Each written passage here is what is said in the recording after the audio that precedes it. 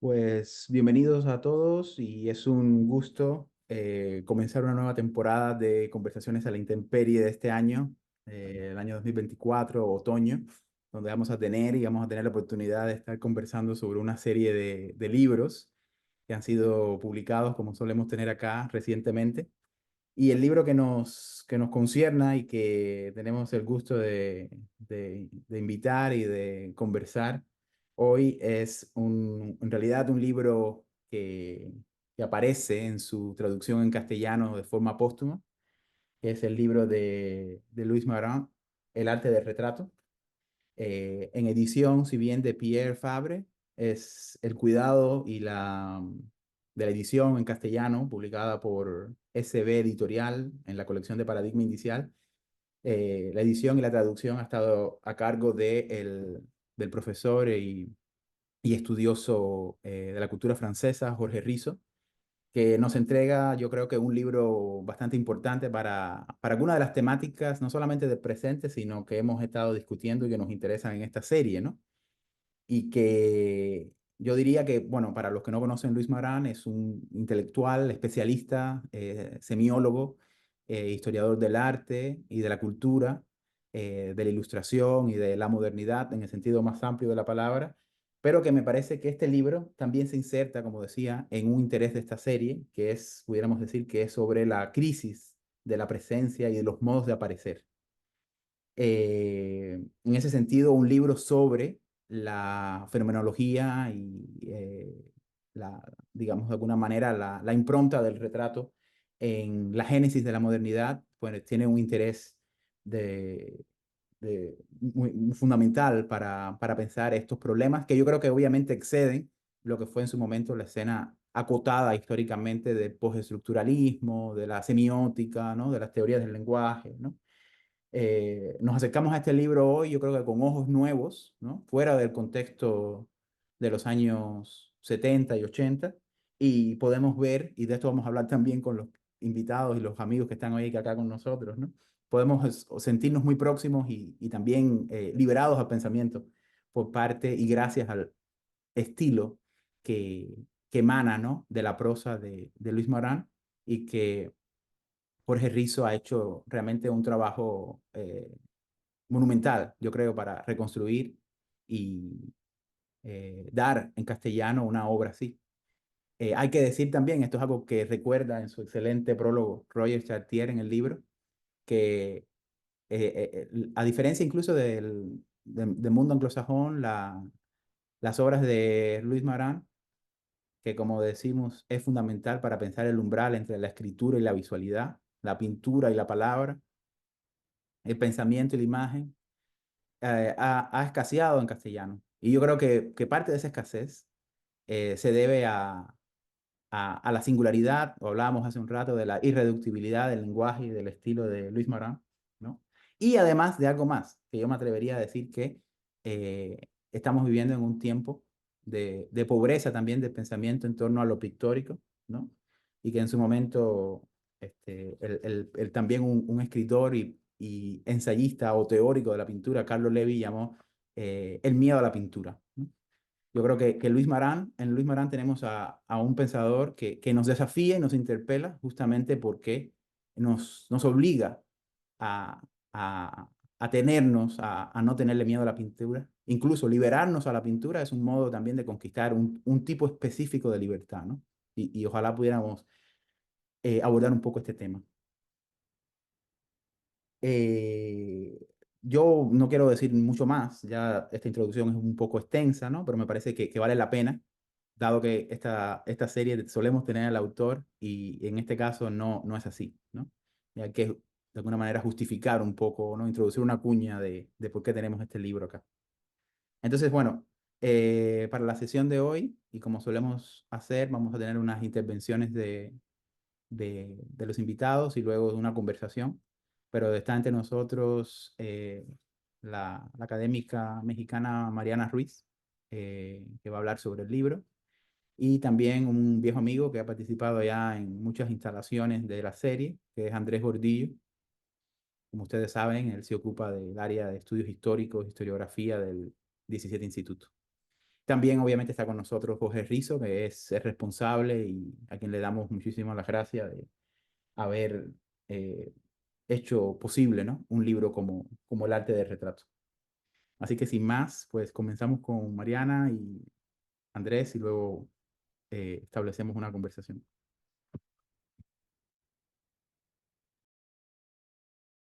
Muchas gracias, Gerardo, por la introducción y a los tres también por invitarme a charlar con ustedes hoy. Y a Jorge también por darnos esta increíble traducción de este libro que, tal como decías, Gerardo, parece que excede muchas cosas, ¿no? Como cuando pensaba en qué decir acerca de este libro, me daba cuenta que sí estaba muy inmersa en este lugar y la manera en la que Marán logra introducir la idea de la representación en este recuento histórico, pero que siempre excede, parece, como la discusión alrededor de la representación en general, y que mantiene de manera muy particular cierta tensión entre conceptos que habían sido discutidos en distintos momentos históricos, eh, y no suspende en ningún momento esa tensión, sino que simplemente se mantiene en ella y logra hacer distintos entrecruzamientos y torsiones entre distintos conceptos centrales para la teoría de la representación y del retrato. Y me gustaría, bueno, uno de los cuales es justamente la tensión entre la palabra y la imagen, ¿no? Pero que no lo detiene ahí y hay distintas torsiones que recorren la totalidad del libro, una de las cuales es la idea de lo opaco y lo transparente en una representación, por la que me gustaría empezar, porque es esta tensión entre lo que se muestra en la representación, es decir, el motivo de la representación que es inmediatamente visible, y aquello que condiciona y posibilita la representación desde muchos otros lugares, que siempre es una tensión extraña de tratar, pero la torsión que hace Marán en torno a esos conceptos y por lo que me interesa recuperarla, es porque esta opacidad se vuelve no solo una cosa que condiciona lo que se puede hacer y lo que puede significarse, es decir, no es solamente lo que permite a un mensaje emerger de distintas maneras en distintos momentos que él diría que son eh, siempre localizables, ¿no?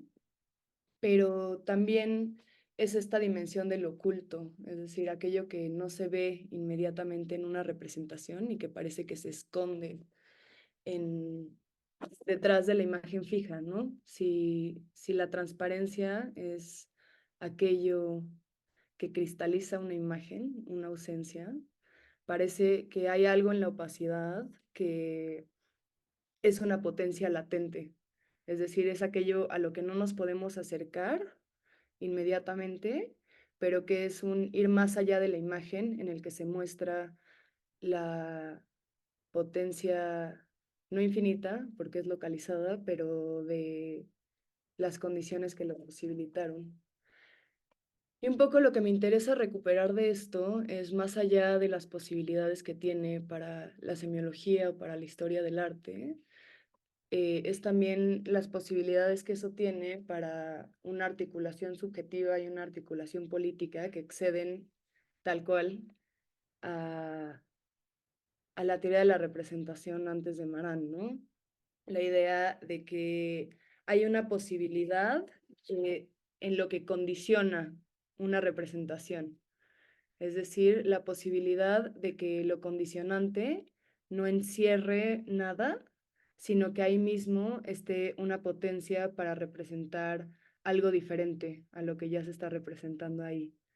Es decir, es un ir más allá de lo transparente, ir más allá de una imagen fija que ya ha sido impresa en un primer plano, ¿no? Y esta invitación para ir a lo opaco, creo que es una invitación que concierne no solo a los estudios como en torno a la estética, sino en lugares más amplios también. Eh, También en el campo de lo transparente, me gustaría retomar otra tensión en la que Maran se mantiene a lo largo de todo su recorrido, y que llega un poco a su clímax cuando expone la idea de la imagen del rey, que es la tensión que hay entre los distintos tipos de cuerpo que se juegan en la representación. Y es interesante porque parte de una dualidad que me encanta, que diferencia el cuerpo físico del cuerpo hecho eterno, ¿no? Y regresando un poco a la idea de la transparencia que Maran postula desde distintos lugares, pero que la idea central es que la transparencia siempre opera como la sustitución de una ausencia, es decir, de una muerte, pero en esa sustitución ese cuerpo se eternaliza, es decir, sale de la tendencia del cuerpo físico para ir hacia una unidad, es decir, como la muerte, y inscribirse en una presencia que es eterna, pero en ese mismo sentido está cerrada y cristalizada. Y esa idea parece que cobra, llega a sus últimas consecuencias cuando me expone la idea de el cuerpo del rey, ¿no? Y sobre todo en el capítulo de la melancolía del rey, por ejemplo, también del rey poeta que debe identificarse con un escrito que fue escrito para él, ¿no? Es decir, como las posibilidades de una imagen o una representación para forzar una identificación, ¿no? Y es eso, es un rey que debe de desidentificarse por completo de su ser físico, es decir, de su identidad individual, para encarnar de cierto modo la identidad de la representación del poder, ¿no? Y de ahí surgieron una serie de preguntas en torno no solo a la representación y la transparencia, sino a lo que Maran expone acerca del rostro, ¿no? La idea de que si el rostro ya es en sí una máscara, entonces la cristalización particular de un rostro hecho universal propone muchas cosas para pensar el anclaje de si queremos o podemos mantenernos en un yo fijo o tender hacia esta universalización, ¿no? Como de lo más particular. Y sobre todo si la imagen de, a ver, si la cristalización de la imagen llega a sus últimas consecuencias en la figura del rey, si la imagen del poder es necesariamente cristalizada, es decir, como dónde se puede dar un agenciamiento político de desidentificación con estas imágenes y si es posible llegar a una presencia desde ahí en lugar de una ausencia, es decir, si se está jugando este juego de los cuerpos y de la opacidad y la transparencia, ¿qué podemos leer en la opacidad también de las representaciones del poder, ¿no? En este momento y en cualquier otro. Es decir, si estamos tomando a estos retratos y las representaciones como objetos históricos, también encontrar ahora en el hoy la potencia de pensar esas cosas, ¿no? En la historia y en las representaciones actuales. Eh, no sé cómo vamos, pero le podría pasar la palabra a Andrés o a ti, Gerardo, si alguien tiene algo más que decir.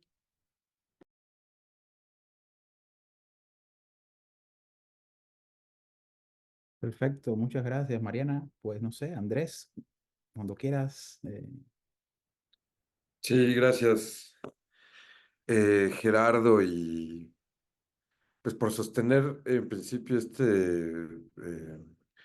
insistencia tuya, ¿no? Que es siempre muy celebrada, al menos por mí, de estar comentando estos libros y en fin, ¿no? Porque hoy quizá por la propia crisis de presencia que mencionabas los modos en que se lee, que es otro de los asuntos en los que ahora ahondaremos, pues sabemos que demorarse en un libro pues lo suficiente de algún modo empieza a producir cierto florecimiento de algo. Y sostener eso es, pues lo sabemos, complejo y muy afortunado. Entonces eso y bueno, pues que estemos este combo ahora, inédito para comentar este libro. A ver, entonces a mí me interesa pues mencionar algunos puntos, más que quizá entrar a algo del libro. Lo primero que me llama la atención y que tiene que ver con lo que mencionaste tú, Gerardo, al inicio, decías, hablabas del miedo a la pintura y de liberarnos a la pintura. Eso es muy interesante porque también lo asociaba con otra mención que tú habías hecho y es que, pues, en la producción textual de Louis Maran y, digamos, lo que podríamos nombrar como la historia de su recepción, como en el prólogo, de hecho, está, pues, muy puntualmente dicho, fue recibido en el contexto en el que él escribía, que es Francia en los setentas, y luego, algunas décadas más adelante, en el contexto universitario estadounidense. Y tengo la sensación de que esas recepciones mayoritariamente tendían a, pues por el momento histórico también en el que estaba sucediendo, ser una recepción, voy a nombrarlo así, disciplinar. Es decir, entonces, la producción de Louis Maran tiene que ver con un pensamiento disciplinar en ese momento en el que está siendo recibido. Y es muy interesante que aún por lo que tengo entendido en la propio itinerario de producción textual de Marán, él estaría más bien entre, como es posible sentirlo, ¿no? En sus textos, le interesa el pensamiento filosófico, le interesa el registro teológico, sin duda, y bueno, el estético ni se diga, y este gran registro hoy siento que es muy lejano, el de la semiótica o el de la semiología, que es la ciencia que estudia el signo. Digo lejano porque durante unos 30 años yo creo que marcó y signó curiosamente pues el pensamiento en Francia, por lo menos, ¿no? Eh, y ahora, bueno, en México particularmente, para hablar un poco de contexto mexicano, llegó también. Y desde los setentas hasta, yo creo que el año 2000 en diferentes instituciones se leía las ciencias del lenguaje y etcétera, y ahora ha quedado realmente reducido esa forma, esa aproximación, ese saber a grupos muy específicos de estudio. Y todo esto, por cierto, por una combinación de exilio que tiene que ver con un personaje importante llamado Raúl Dorra, específicamente como esa historia de la semiología en México. Pero en fin, no me extiendo más en eso. Solo lo que quiero decir es que suscribo esto que decía Gerardo en el sentido en el que como a mí me llega el libro de Luis Marán, es como por dos vías. Una pensándolo, digamos, historiográficamente, mi falla de origen me hace leerlo así, pero por otro lado también bastante liberado de eso, como al mismo tiempo lo leo como un libro de un pensamiento negativo. Es decir, para mí, cuando yo leo este libro del arte del retrato, estoy leyendo un pensador que se dirige a la negatividad. Dirigirse al pensamiento negativo, como de hecho el prologuista mismo sugiere, bajo la formulación estética negativa, y luego Louis Maran mismo hará esa referencia, mm, pues no es,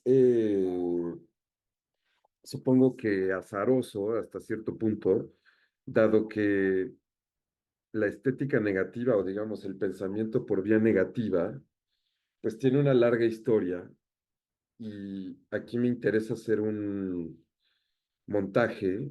Disculpen si se escuchan las sirenas, que no son las de la Ilíada, sino las de la Ciudad de México, que un poco de tráfico aquí. Eh, pero a ver, lo que me interesa es lo siguiente. Pensamiento de la negatividad.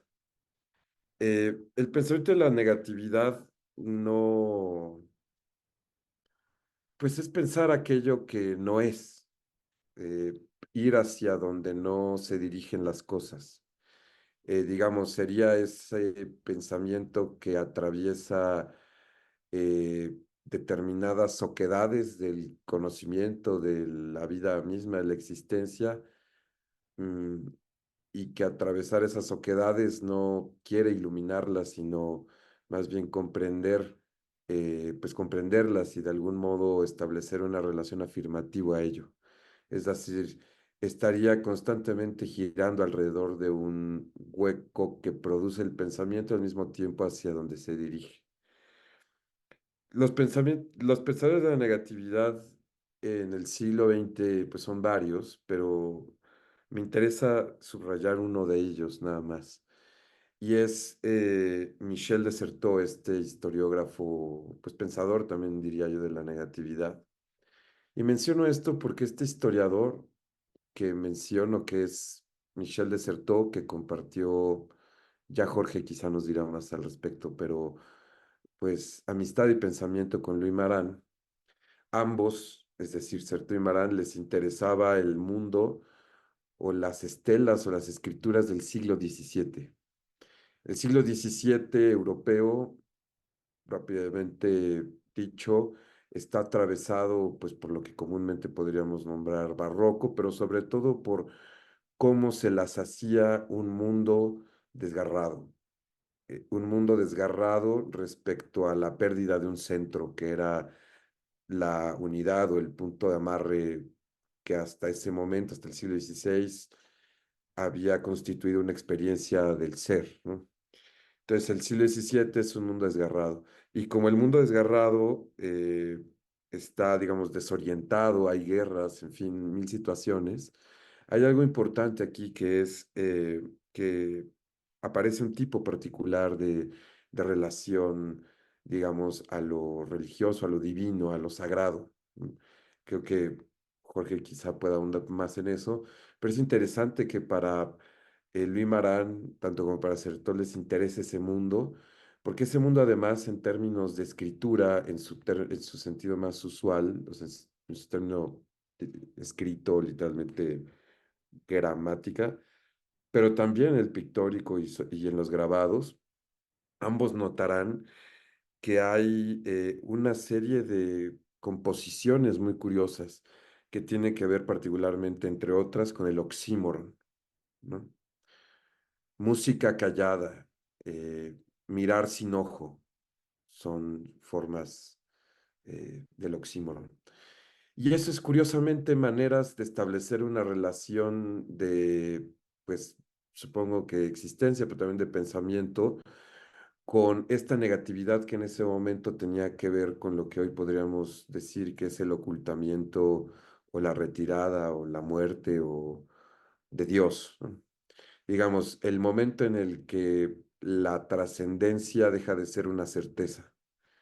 Y eso es muy importante, porque esto signará la escritura de Louis Marán. Uno lo puede leer y uno se da cuenta que constantemente está haciendo este tipo de formas, por lo cual Jorge es un trabajar el que te echaste, ¿no?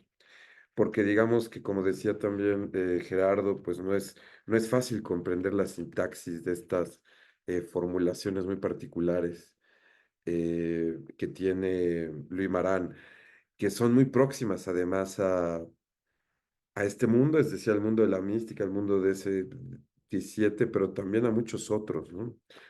Al del pensamiento negativo, podría decir. Bueno, esa es una segunda situación que me interesaba subrayar. Ahora, hay una tercera, quizá esta es la más breve, pero sin duda la más importante, y es un apunte que hace Louis Maran acerca de cómo se aproxima él a la pintura. Porque, vaya, hoy, como decía Gerardo, ya es extraño demorarse en las pinturas, ¿no? Por las formas históricas de articular el sensorium hoy quizá no lo soporte demasiado, pero hay un momento en la página 39 de este libro en la que dice, también hay que intentar leer. Entonces, Luis Marán propone una aproximación a la pintura que tiene mucho de resonancia con lo que Paul de Man en su momento llamó close reading.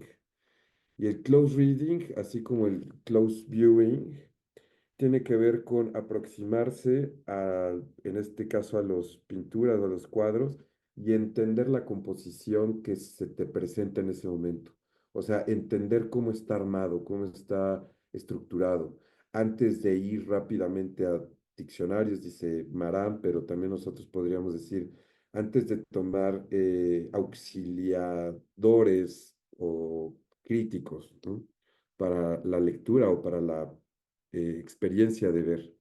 Y eso es muy importante porque entonces lo que estamos viendo es que en este close viewing o close reading, como le quieran llamar, pues siento que inmediatamente genera la pregunta acerca de cómo hacérmelas con la pintura, o sea, cómo lo leo, o sea, cómo la veo, eh, y sobre todo cómo escribo, cómo me expreso de una pintura.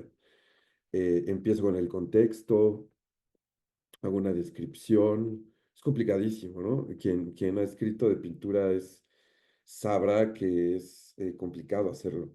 Esto es algo, por cierto, que también en la primera presentación del libro que estoy entendido en castellano fue en la Ibero, en la Universidad Iberoamericana de Ciudad de México. Pierre-Antoine Fabre lo mencionaba y creo que tiene toda la razón. Y esto es importante porque digamos, desde una perspectiva, como digo, del pensamiento negativo y para lo que está estudiando Luis Marán, que son artefactos, documentos, escrituras o trazas de los siglos XVI y XVII, pues es todo un reto. Insisto, por este mundo herido o este mundo fracturado que se experimentaba en ese momento. Entonces, para dar solamente dos indicios o dos pistas acerca de cómo esto de hecho tiene lugar en el pensamiento de Marán, me interesa comentar rapidísimamente Abuelo de pájaro, como se puede llegar a ver también. El primer capítulo que es un ensayo increíble acerca de Michel de Montaigne, que es este ensayista famoso. Eh, de Michel de Montaigne, dicho sea de paso, hay un ensayo que yo creo que estuvo más o menos compuesto en una conversación. Son de estas especulaciones historiográficas, pero con Michel de Certeau, que tiene un ensayo acerca de el ensayo de los caníbales de Michel de Montaigne. Eh, dicho sea de paso, ¿no?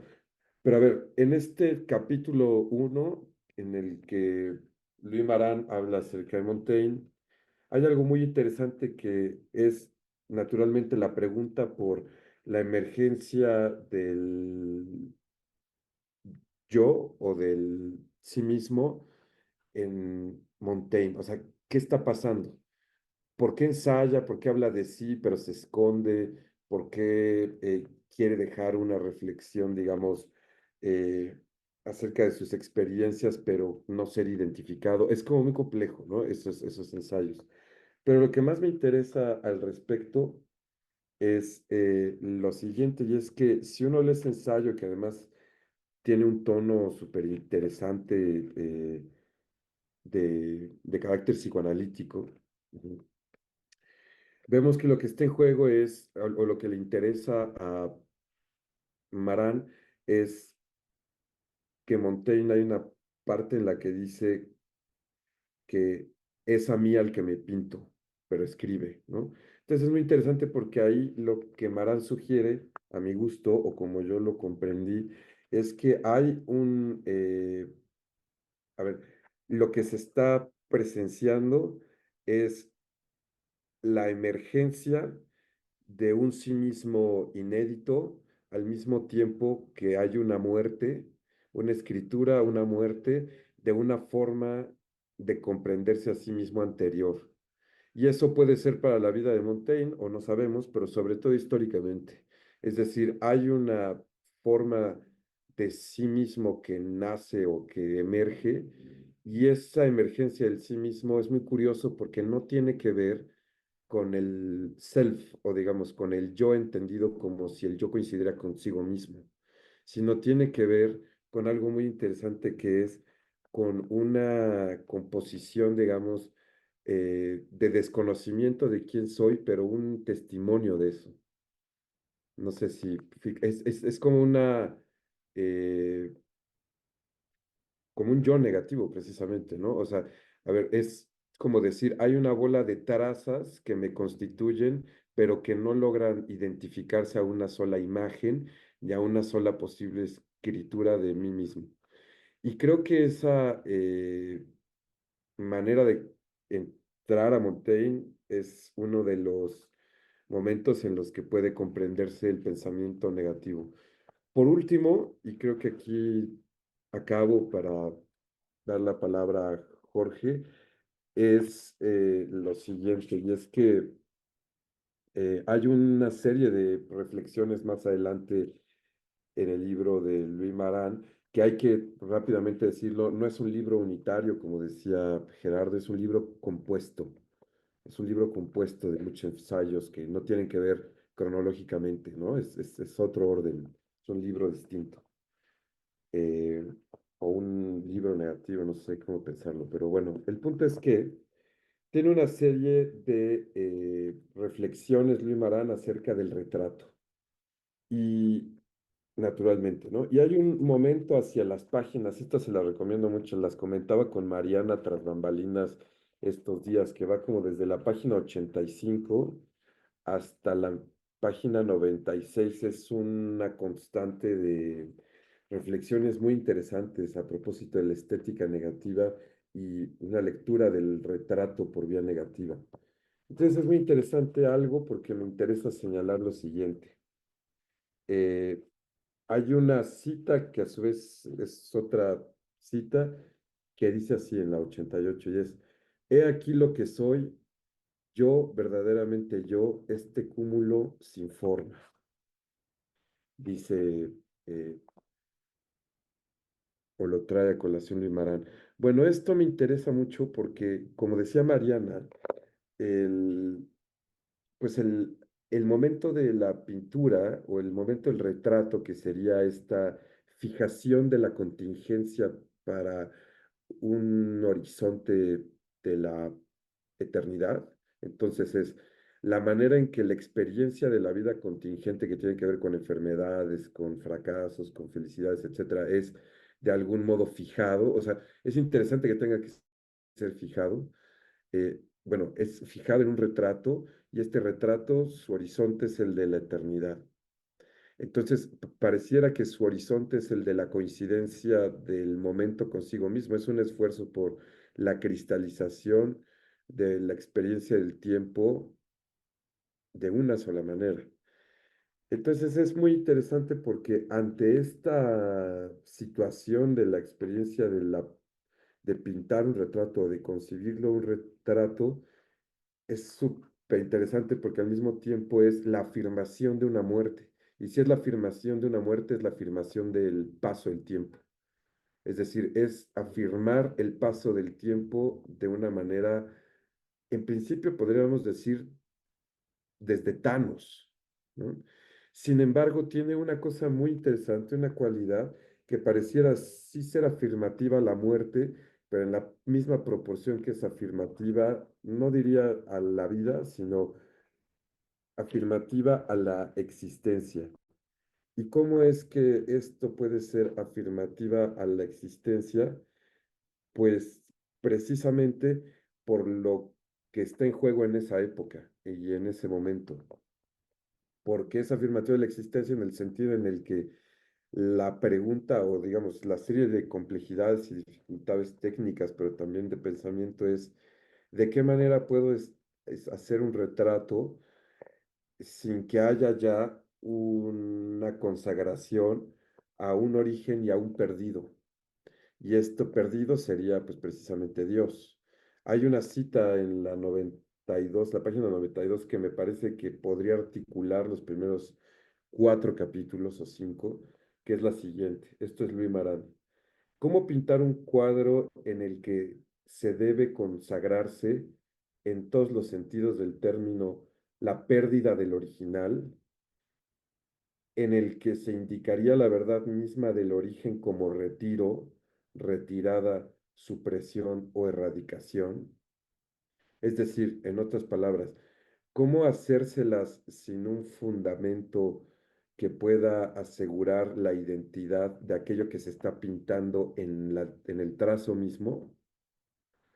O sea, ¿cómo en este momento de hacer una pintura que tiene que ver con la fijación, al mismo tiempo está inscrito ahí la experiencia de una pérdida, y la experiencia de esta pérdida tiene que ver sobre todo con la experiencia de una existencia sin fundamento y sin origen? En el siglo XVII,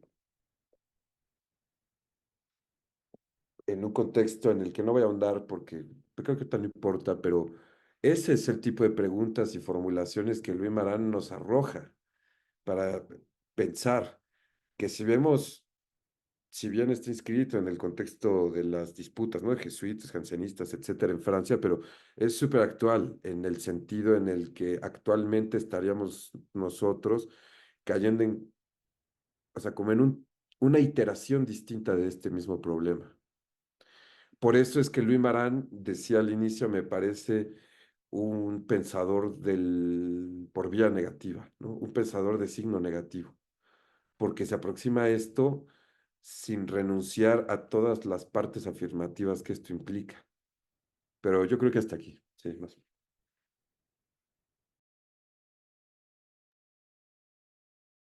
Estupenda intervención, Andrés. Y bueno, me parece que han salido temas comunes, ¿no? En ambos comentarios. Y mucho que desplegar o que desarrollar, ¿no? Me parece que lo que tú llamas negativo y el énfasis que hizo Mariana sobre la opacidad, ¿no?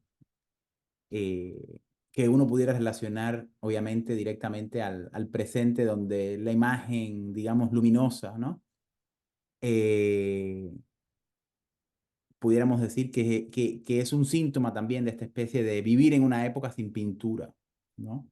Vivir sin el paréntesis o sin el umbral en el que siempre está enfatizando el pensamiento negativo de Luis Maran entre eh, la necesidad de pintarse, pero a la misma vez de quedar fuera del marco, ¿no?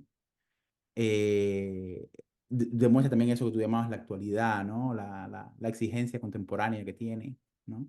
Yo aquí recordaba obviamente también esa magnífica cita que hace Arendt en el libro de Men in Dark Times, ¿no? Donde cita a Heidegger y dice algo así como, Nada oscurece más en el presente que la luz de lo público, ¿no? Nada oscurece más en el presente que la luz de lo público. Me parece que también ese puede ser una especie de protolema, ¿no? De la labor de Luis Marán, eh, que, y aquí, bueno, le paso la palabra a Jorge, ¿no? Que Luis Marán tiene también una intención de situar a la pintura como condición de posibilidad de dar respuesta. Una respuesta que no es meramente, yo creo, este es el excedente que me interesa y que yo creo que ha estado también como una cierta latencia en lo que se ha dicho, ¿no? Una necesidad de pintura que no es necesariamente o no se agota en la cuestión estética, ¿no? O incluso historiográfica, ¿no? De las fuentes, sino que también él lo dice en la página, en una de las páginas que tú decías, ¿no? En otro momento, ¿no? Hay aquí una necesidad también ética, ¿no? Hay una inscripción aquí ética, es decir, que está relacionada con la vida, ¿no? Con la constitución de la vida. Y bueno, en el capítulo de Poussin también se ve con claridad, ¿no? Cuando cita Poussin en esto de introducir el alma a los espectadores introducir el alma de los espectadores a diversas pasiones. ¿No? Y digo esto, y quizás con este último punto ya le cedo la palabra a Jorge, digo esto porque esa relación tan presente en la escritura y en el proyecto de Maran de la palabra y la pintura se pudiera ver ingenuamente o como brocha gorda en la vieja tradición de la éfrasis, ¿no? O la cuestión ekfrástica. Pero al final del día, y no sé qué piensan ustedes, ¿no?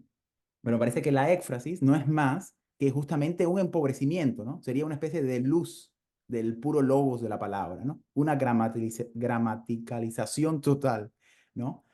De la imagen en palabras. Mientras que yo creo que una de las lecciones, una de las tantas, de las lecciones de Marán es decir, no, digamos, la pintura ofrece otra cosa que no es simplemente eh, ordenar, ¿no? O darnos la posibilidad de ordenar palabras en imagen o al revés. Yo no quiero hacer una éfrasis tampoco. Eso que tú decías de cómo comenzar a hablar sobre la pintura, ¿no? No es simplemente hacer éfrasis. Yo creo que es ese punto, yo creo que, como se diría en inglés, ¿no? Speaks, ¿no? Como que busca decir algo a algunos de los comentarios que ustedes han dicho, ¿no? De la opacidad, de la negatividad, ¿no? Pero bueno, le quería preguntar a Jorge un poco, bueno, además de todo esto que ha dicho también, un poco sobre la génesis del libro y sobre su experiencia de generar esa fidelidad, ¿no? Al mismo proceso estilístico, ¿no? Y yo diría antiexfrástico de Marán, ¿no? Muchas gracias, Gerardo. Muchas gracias por haber organizado esta reunión.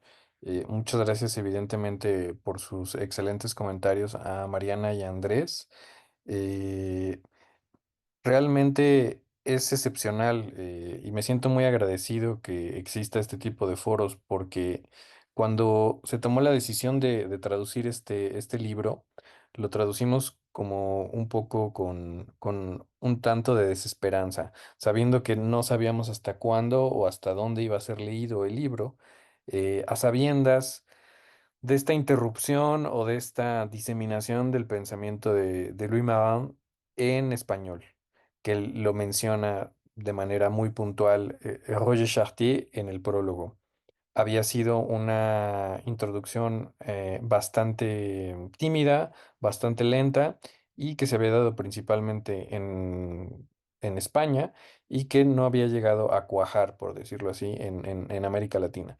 Entonces, lo que estamos haciendo en este momento y lo que se hizo el año pasado en la Ibero es una reintroducción o una representación del pensamiento de Mahon en América Latina, en el continente americano, me atrevería yo a decir. Em, Esto conlleva una gran responsabilidad y por lo tanto yo estoy muy agradecido con ustedes por estar aquí y por poder llevar a cabo esta empresa de pensamiento que no es otra cosa, como lo acabo de decir, que volver a traer a la vida la figura de este pensador francés que había estado, pues, em, olvidado, por decirlo así, en el mainstream académico, por decirlo de alguna manera. ¿Por qué? ¿Por qué razón había estado olvidado o tal vez un poco soslayado, mal conocido? Bueno, yo pienso que la respuesta nos la decía Gerardo ya tras bambalinas aquí hace un momento. Una de las muchas razones podrá ser tal vez la singularidad de su escritura.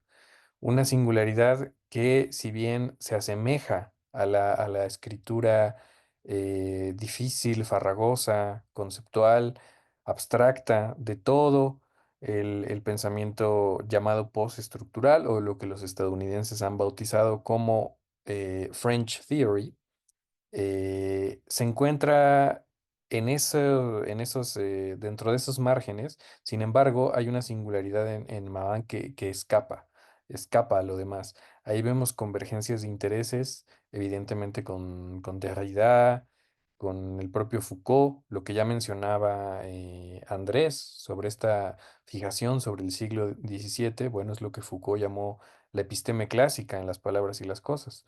Este pensamiento sobre el signo también está muy presente en Derrida, en Roland Barthes, no se diga, quien fue uno de los maestros de Marat.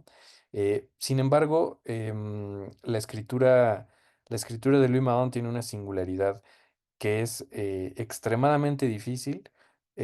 Proviene de la filosofía. Él era un filósofo de formación clásica. Él estudió el, la trayectoria clásica de un filósofo que se dedica a la academia en Francia. Él estudió en la Escuela Normal Superior. Él había nacido en la ciudad de Grenoble en 1931 y él empieza a estudiar filosofía y alcanza, bueno, la agregación, que es este difícil examen que se hace por parte del Estado francés para poder enseñar una materia. En este caso, él obtiene su agregación de filosofía en 1953. Entonces, él tenía una formación típicamente clásica en estas grandes instituciones napoleónicas, como era la escuela normal. Eh, ¿Qué fue lo que lo llevó a convertirse, a ser una especie de filósofo sui generis o un pensador sui generis? Bueno, fue el contacto con un pensador también muy importante para el mundo de la semiótica que es Greimas, o Algirdas Greimas, como se pronunciaría en español. Ellos se conocen en Turquía porque estaba de agregado cultural en la embajada en Ankara. Y entonces aquí el propio Mahón habla de que él tuvo una conversión hacia el signo o una conversión semiótica. Eh, Esto es muy curioso porque una cuestión similar o analógica había sucedido 20 años antes, en los años 40, cuando Lévi-Strauss se encontró con Jacobson en Nueva York. Y este encuentro ya mítico, pues es el nacimiento del pensamiento estructural de Lévi-Strauss. Una cosa bastante analógica sucedió para Madan 20 años después cuando lo encontró en Turquía en los años 60. Este es el momento en el que él siente la necesidad de reflexionar por estos temas.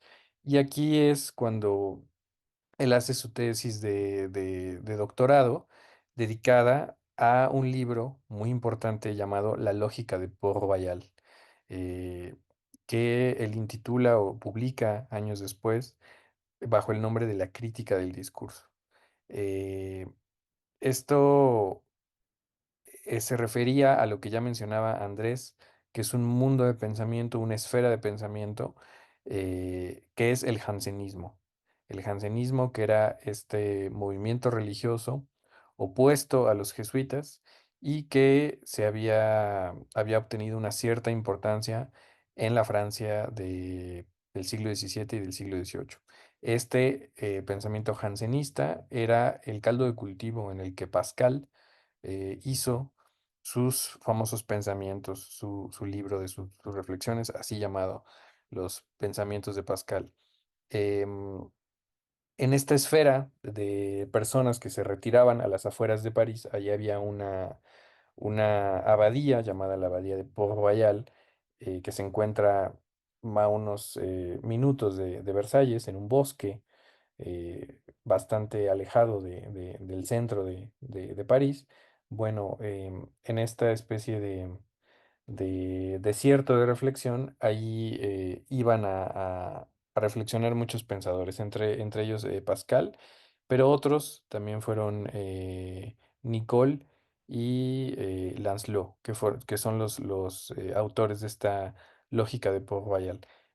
Mahan se apasiona por esta época, por lo que significó este libro, que no era otra cosa sino la primera gramática filosófica de la historia, la primera gramática de la modernidad, digamos, un germen del pensamiento lingüístico, un germen del pensamiento em, del análisis del lenguaje. Entonces, en este nacimiento de esta episteme, como la mencionaría Foucault. Es por eso que Mahan decide redireccionar sus intereses y a lo largo de su vida acabaría por dedicarle toda su potencia intelectual a pensar que la realidad no solamente se puede ver, sino también se puede leer y que existe un significado detrás de todo. Eh, el libro que nos ocupa el día de hoy es una compilación de ensayos que no fue originalmente pensada así por Louis Mahon, sino que fue planeada en su totalidad por Pierre-Antoine Fabre, quien fue su alumno en la Escuela de Altos Estudios en Ciencias Sociales, que es la institución hasta a la que hoy en día, en la que hoy en día trabaja Pierre-Antoine Fabre. Ahí él conoció a Louis Mahon cuando era alumno y él dirigió su trabajo doctoral. Actualmente él es responsable de, digamos, sus derechos de autor y es por eso que él se encontraba muy interesado por reactivar el pensamiento de Mahon en América Latina. Eh, Me confió la tarea, la responsabilidad de traducir estos ensayos y él fue el que los escogió. Él tenía un interés muy particular de que fuera por la vía de la historia del arte o por la vía de esta beta de pensamiento de Mauan que él fuera reintroducido o reactivado en el pensamiento latinoamericano, habiendo podido escoger un libro más político, un libro sobre la representación o uno de los muchos otros temas que tocó Mauan a lo largo de su vida. Pierre-Antoine decidió que fuera el arte, el retrato, por el que se reintrodujera al español.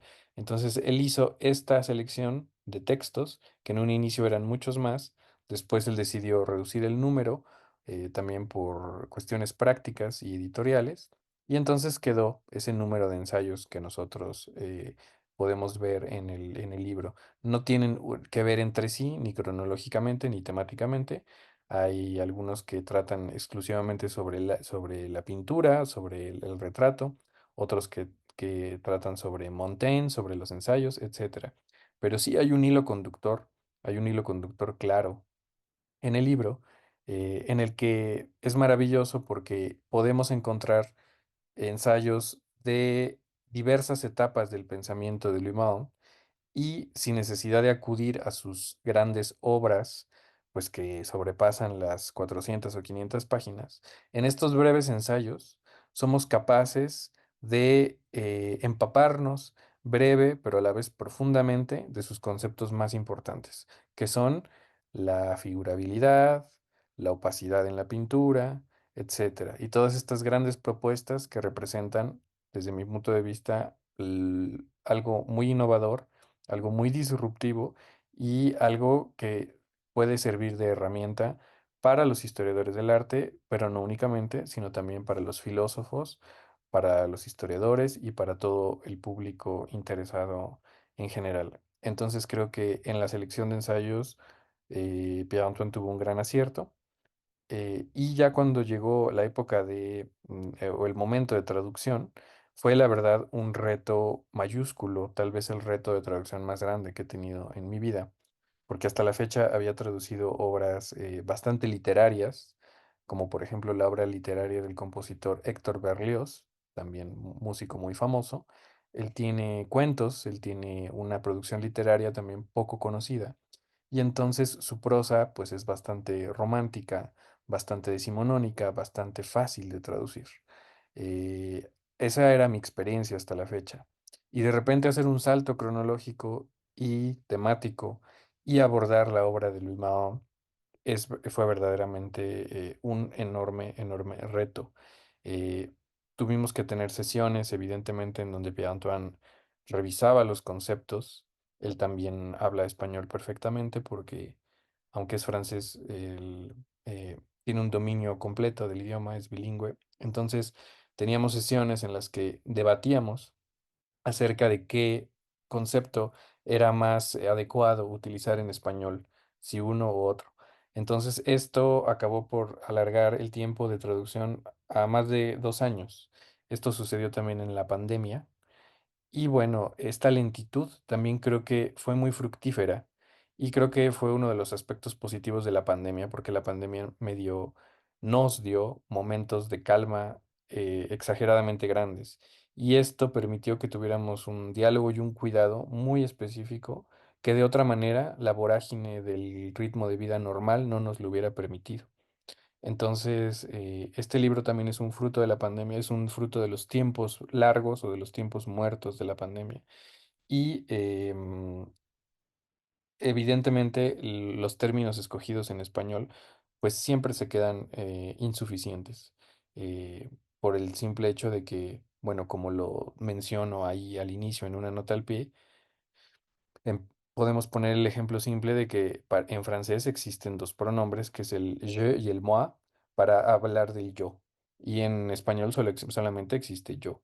Entonces, eso ya era un reto inicial, ¿no? Que eso era respecto al primer ensayo, exclusivamente.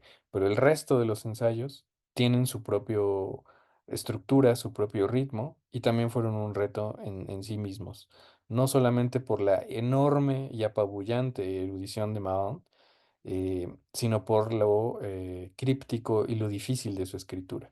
Hubo algunos párrafos o algunas oraciones que tuvieron que reescribirse debido a que el francés utiliza frases muy, muy largas al estilo de Proust, y el español no, el español requiere más puntos y seguido. Entonces también dividir esas oraciones fue un reto y hubo que tener mucha responsabilidad para no traicionar el sentido de la frase, pero sí hacerlo más legible en español. Entonces, bueno, esos fueron algunos de las anécdotas o de los momentos de traducción, pero sí es muy importante decir que este libro no existe en francés.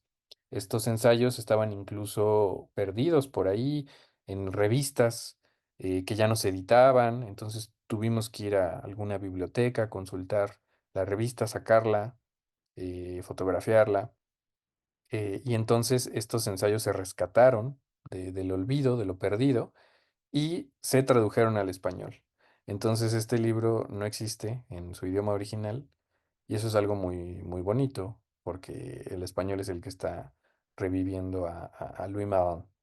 Entonces, bueno, hasta aquí la anécdota sobre la traducción y no sé si siga otra ronda de participaciones, porque los puntos que estaban poniendo sobre la mesa Mariana y Andrés me parecían de suma importancia. Entonces, bueno, le regreso la palabra a Gerardo. Sí, no, gracias Jorge. Y estupendo todo esto que comentas. Yo no sabía que el libro no se había publicado en francés antes, así que eso le agrega, me parece a mí, ¿no? Mayor relevancia de la que ya tiene, por supuesto, ¿no? Eh, no sé si Andrés o Mariana quisieran pues agregar o retomar algo de lo que ya se ha dicho, ya se ha comentado, ¿no? Quizás, no sé qué piensan ustedes digamos, lanzo otra cosa más, ¿no? También pensando en lo que ha dicho Jorge de estos momentos iniciáticos y del interés que estaba muy marcado en la obra de Marán, de un momento histórico específico, ¿no? Que sí, pues crea una especie de marco, aunque como hemos dicho ya, ese marco histórico o de las fuentes, etcétera, tiene muchos o varios excedentes, ¿no? Que es la cuestión del siglo XVII, ¿no? Eh, una genealogía o una corriente, iba a decir subterránea, pero en definitiva no llega a ser ni subterránea porque está hecha a conciencia, ¿no? Cuando él se declara de manera muy interesante seguidor o discípulo de a quien también me parece también uno de los personajes más interesantes del siglo XX, ¿no? Que es Ernst Kantorowicz, ¿no? Eh, ahí también hay una diferencia marcada, ¿no? Es decir, obviamente Kantorowicz está en diálogo esotérico, si uno quiere, con Foucault, con muchos de la gente de la French Theory, ¿no? Hasta cierto punto Derrida también, bueno, pero eso es ya más tardíamente en el seminario del soberano, ¿no? Pero efectivamente me parece a mí que, y también porque también conozco más a Kantorowicz que a los de French Theory, Kantorowicz al final del día es un medievalista donde parte de su lección es enfatizar y enseñar sobre la importancia de la emblemática, la importancia de la imagen, ¿no? En la constitución de la autocomprensión del sujeto occidental, ¿no? Más allá de la modernidad incluso, ¿no? Obviamente es un medievalista. Entonces, yo creo que En Morán hay una continuación de la lección de Kantorowicz, pero a la misma vez una continuidad que busca agregar o hacer un aporte importante en, digamos, en ese momento de, ¿no? Del Port Royal que comentaba Jorge, ¿no? Uno puede verlo también y es interesante la inclusión del retrato acá de Poussin, ¿no? Pero obviamente está su libro sobre el Poussin sublime, que es efectivamente un personaje curiosísimo, importante del siglo XVII, francés o italo-francés, ¿no? Franco-italiano, porque eh, está en el medio de ese momento histórico y a la misma vez es de por sí un excedente al momento de la constitución del subjetivismo, de la subjetividad de ese momento, ¿no? Posiblemente, bueno, esto es un argumento que ha trabajado mucho también la pintora, pensadora Mónica Ferrando, ¿no? Poussin es posiblemente el último maestro de la gran transmisión de lo mítico, ¿no? Es decir, de una gran pintura mítica en Occidente, ¿no? Que, pronto, que de alguna manera ya a finales del siglo XIX entraría en una crisis terminal, ¿no? Que es lo que registra Avi Warburg con el libro sobre el ritual de la serpiente, ¿no? Eh, el ritual de la serpiente se convertirá en un cable eléctrico, dice al final de aquel ensayo, ¿no? Pero bueno, una pregunta abierta, digamos, ¿no? A ver si podemos decir algo más sobre, si es que es posible decirlo, ¿no? Eh, ¿Por qué el siglo XVII para Marán? ¿Por qué este énfasis, ¿no? En ese momento histórico acotado, ¿no? Y su relación con la imagen o lo pictórico, ¿no? Con los modos de representación, ¿no? Que ya mencionaba Mariana.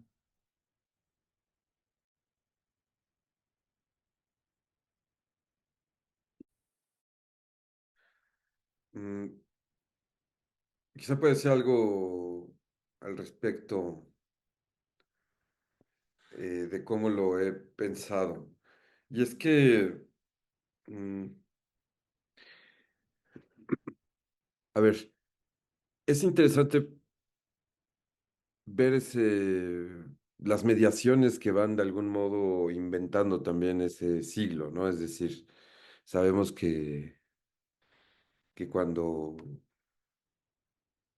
uno habla de un siglo o de un momento, no habla únicamente de ese siglo y ese momento, sino de las invenciones que de algún modo nos hacemos para irlo volviendo inteligible.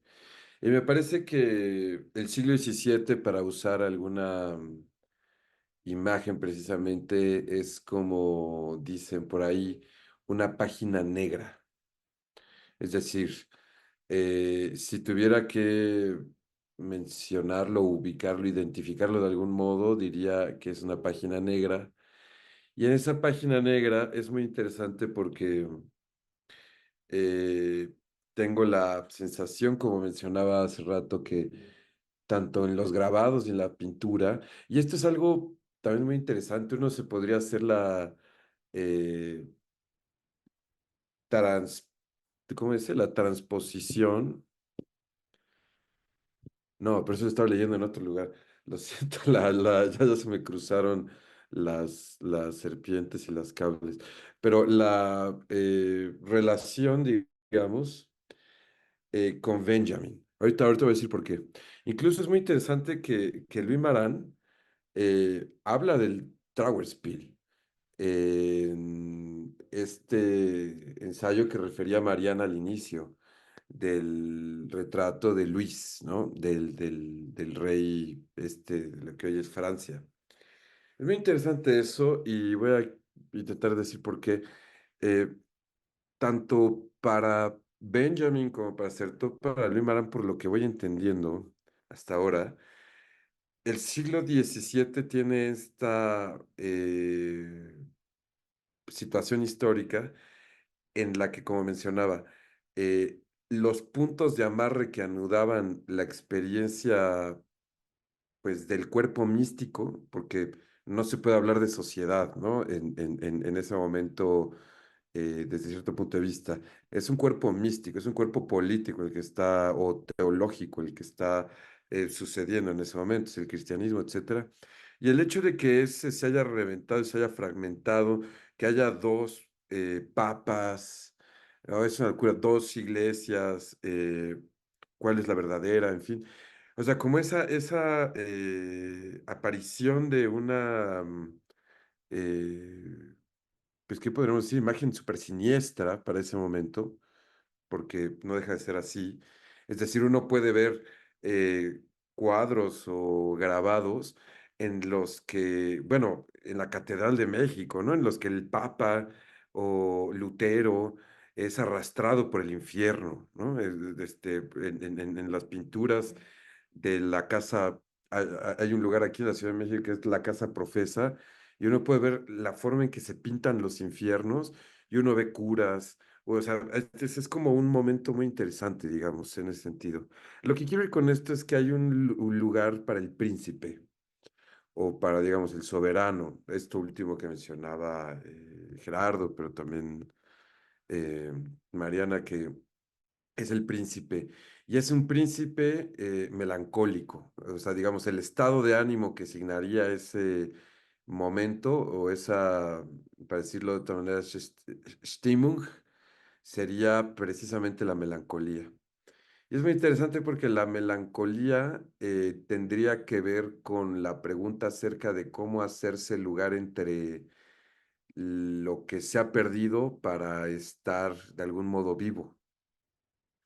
Es como un canto, ¿no? Bueno, está esta noción de tumba que Jorge la conoce bien, que es un género del barroco, ¿no? Es un género del barroco, o sea, la tumba en el sentido de la lápida, etcétera, pero también la tumba es un género de canto, además, ¿no? Tengo entendido. Entonces es muy interesante que lo que se hace es estar en relación a esa pérdida. Y entonces esa pérdida es también al mismo tiempo una posibilidad para establecer una relación, eh, es difícil decirlo, como no institucional a la experiencia de lo divino. Pero ¿a qué me refiero con esto? Es decir, que no es necesaria la mediación de los procedimientos prácticos, escriturales también, e institucionales, voy a decir así, del orden oficial o del orden hegemónico para que haya una experiencia, ¿sí? Es decir, hay como una desidentificación con eso.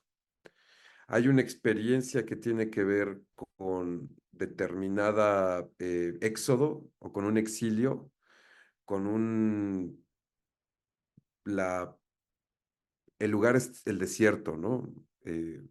Es decir, hay una experiencia de errancia en el desierto que no es en sí misma, digamos, afirmativa, porque no deja de ser errancia, o sea, no deja de ser errado, hay un padecimiento de esa errancia en ese momento, pero eso es precisamente lo que de algún modo va trazando la posibilidad de una manera, o sea, trazando escritural, pero también pictóricamente, de establecer una relación con lo que sea oculto, o sea, con lo oculto, con la opacidad, con lo que no se puede ver, con lo que no se puede determinar positivamente, diríamos que existe, y que sin embargo, por esa misma cualidad de existente, o sea, de que está fuera respecto a sí mismo, que es eso otro que no sabemos qué es, el misterio, dirían unos, el secreto, dirían otros, y que eso sea, digamos, expuesto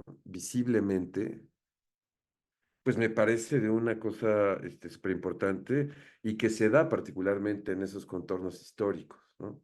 Habría que ver, quizá el siglo XIX es otro momento importante, ¿no? De eso por la industrialización, las ciudades, bueno, está toda esta herencia maldita también, ¿no? Que a mi gusto tiene una proximidad muy importante con la mística del 17, o sea, Lutremont, Verlaine, Claudel, sobre todo, ¿no? En fin, pero yo creo que sería por eso, digo, aquí pensando en conjunto, ¿no? Pero,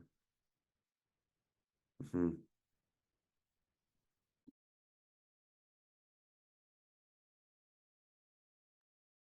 Sí, no, eso es muy interesante, ¿no? Porque ahora lo que tú has dicho pensaba en el libro que creo que no es muy leído, pero es un gran libro, un libro de Wolf Lepenis sobre melancolía y sociedad, ¿no? Donde justamente lo que está en juego para él en el siglo XVII analiza sobre todo una gran lectura de la anatomía de la melancolía de Burton, ¿no? Y muchos referentes también, el francés este de las fábulas, ¿no? Y de las máximas, ¿no? Freche Foucault puede ser. En el que lo que se estructura en el siglo XVII, te entiendo también, ¿no? Yo creo que hace sistema con lo ya dicho, con la transparencia, con el orden de visibilidad, ¿no? El nuevo paradigma o el episteme clásico, ¿no? Es el orden, ¿no? Es el orden social, ¿no? Y yo quizás de manera un poco bruta, de manera un poco casi que geológica para mis propios intereses, me parece que, o lo que me interesa de Luis Morán es el énfasis en la pintura y en lo que se ha mencionado ya como la opacidad, como también podríamos decir como esa ética que se resiste a la legibilidad total, es un espacio no subsumido o no absorbido, ¿no? Pudiéramos decir también con el lenguaje de Fried, ¿no? De Michael Fried, que para él también, ¿no? La época clásica, es decir, la pintura moderna aparece en resistencia con el proceso de absorción por parte de los espectadores, ¿no? Pero también creo que en Marán está la idea de que no, o sea, que la pintura siempre nos retrae, es decir, hay algo siempre retraído, ¿no? A este nuevo paradigma de la ordenabilidad, pudiéramos llamar, de lo social, ¿no? No sé si te hace eco con lo que tú estabas diciendo, ¿no? Eh,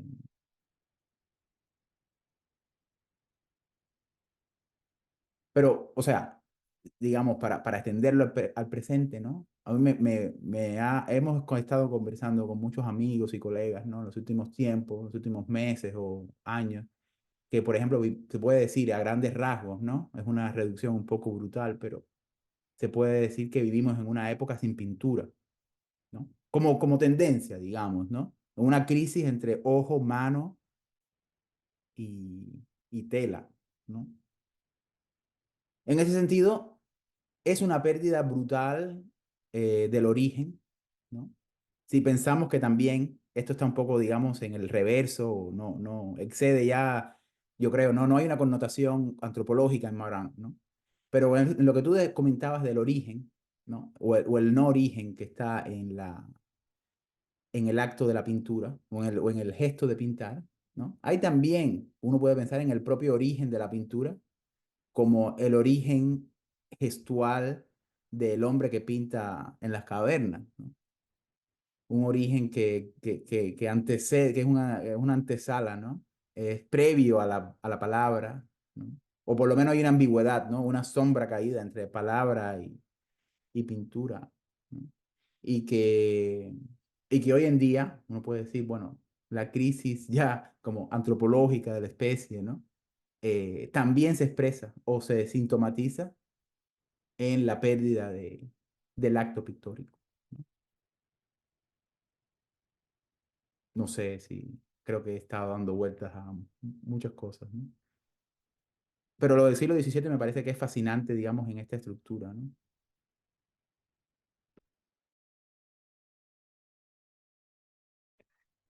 Y yo quería apuntar nada más que hay también un texto que no está traducido, pero justamente se llama así, el siglo XVII como objeto teórico. Y también hay otro que se llama el texto icónico como objeto teórico.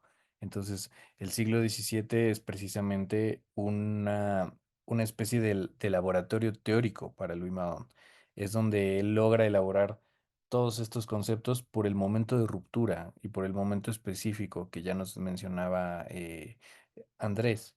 No nada más es el siglo de la contrarreforma, de la reforma, no solamente es el signo del nacimiento del pensamiento gramático, lingüístico, sino también es el pensamiento de la profusión de la imprenta. Es imposible pensar el siglo XVII si no recordamos que es el siglo de la hegemonía de la imprenta que ya había sido inventada desde 1400, finales del 1400 por Gutenberg, la imprenta de tipos móviles, y durante el siglo XVI hizo su consolidación, pero no es sino hasta las primeras décadas del siglo XVII que ya podemos hablar de un mundo de la cultura del impreso, al menos en Occidente. ¿Y qué implicaciones epistemológicas conlleva el hecho de que la interacción cara a cara, la comunicación de la interacción cara a cara medida por la retórica, haya sido cortada de tajo por la aparición de la imprenta y que esta interacción cara a cara se vea sustituida por la interacción a distancia, por el hecho de la existencia de los libros? Esto permite tematizaciones, esto permite un diálogo que va más allá de lo epistolar, sino un diálogo que pues resultó en el pensamiento racional, en el pensamiento empirista, en el pensamiento racionalista, que acabó por sentar las bases para la ilustración. Esto tal vez parecerá un poco exagerado, complicado, pero también para regresar a los temas que le interesaban a Louis Mahon, recordemos que el jansenismo en términos de historia religiosa, ha sido interpretado por muchos especialistas de la religión como un germen de la Revolución Francesa. ¿Por qué?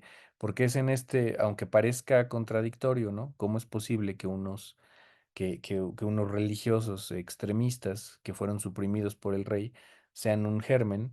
Bueno, pues por las ideas políticas que se virtieron ahí, y por las ideas también de independencia, porque lo que después se acabó por llamarse galicanismo, es decir, esta corriente religiosa que pugnaba por una iglesia independiente de Roma, que en lo que en Inglaterra sí se pudo consolidar, como la iglesia anglicana. Bueno, pues el galicanismo era una corriente de pensamiento también muy fuerte en Francia. Y los jansenistas estaban ahí en medio de una independencia o de una fidelidad a Roma. Es por esto que eran enemigos de los jesuitas, enemigos a muerte. Al final la influencia política de los jesuitas fue mayor que la de los jansenistas y acabaron por ser suprimidos, y la abadía de Port-Royal acabó por ser destruida. Eh, Afortunadamente se conservan ahí los cuadros de las personalidades de Port-Royal y hasta hoy en día se puede visitar el museo. Ahí se encuentran colgados pues los cuadros de estas personas a las que se refiere Louis Maban, que fueron pintados por Philippe de Champaigne, el, el autor que es objeto de estos ensayos de Maban. Entonces, no nada más estaban ahí estos pensadores como Pascal, Arnaud, Nicole, etcétera, sino también las monjas de Port Royal, que también son muy importantes eh, para pensar todo este ambiente intelectual y este mundo que fue transformado por Maban como un objeto teórico. Y eso es lo que a mí me interesaba también mencionar, ¿no?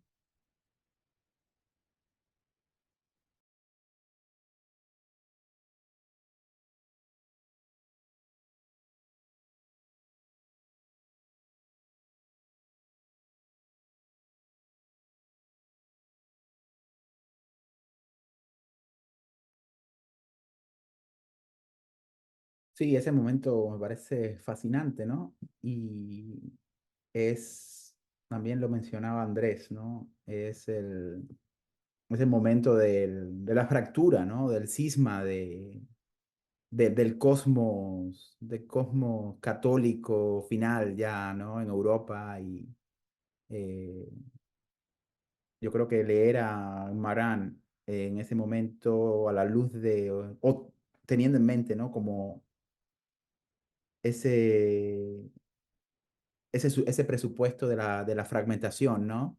De la fragmentación del cosmos católico y de la unidad de los reinos, pues dice mucho también, yo creo, de la importancia, ¿no? De ese siglo y de cómo se va a instalar esa nueva cultura de la visualidad, de la legibilidad, etcétera, ¿no? Pues yo creo que estamos como pegados al tiempo, así que no sé si quieran agregar como algo más, eh, algo final que nos haya dicho, que nos haya quedado, ¿no? Y ya con eso pues cerramos.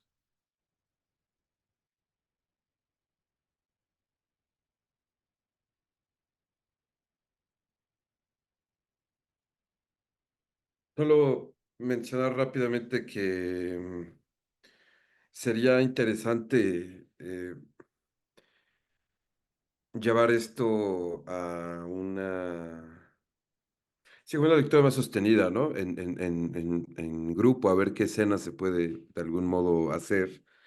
Y solo retomar una frase que dijo Mariana que me quedé pensando mucho, y ella decía que Marán de algún modo hace una invitación para, no recuerdo si el frase es correcto, pero decía, para una invitación para ir a lo opaco. Eh, yo compondría una invitación para no tener miedo a la pintura y dejarse tomar por lo opaco de ella. Creo que por todo lo que aquí se ha mencionado, pero solo eso y pues, en fin, agradecer esto.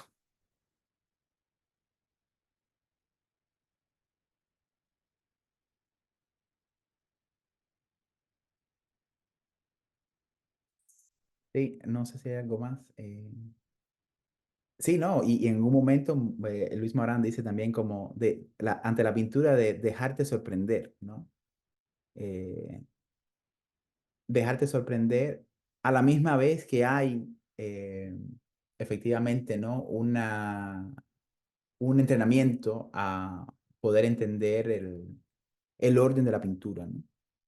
Entonces, yo creo que eso es otro tema, ¿no? Que lo vamos a seguir discutiendo eh, después de la sesión, pero como esta cuestión de la libertad, ¿no? Y la cuestión que se plantea en pintura, por ejemplo, si uno piensa en Poussin, ¿no?